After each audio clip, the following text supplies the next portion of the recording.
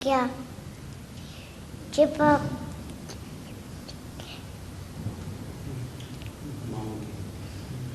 भूल गया सवाल। अम्मी के नीचे अम्मी के पाँव के नीचे जन्नत है, पर क्यों के दादी के पाँव के नीचे क्यों नहीं जन्नत?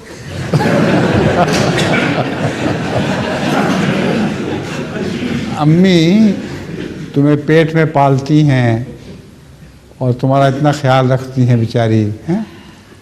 तो अम्मी के पाँव के नीचे हो सकती है, अब्बा के पाँव के नीचे तो बूट ही होते हैं सब। मगर हर माँ के पाँव के नीचे नहीं होती जन्नत। जो गंदी माँ हैं उनके पाँव के नीचे तो जहन्नम होती है।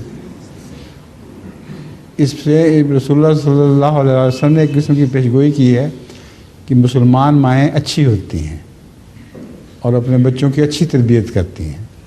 ठीक है।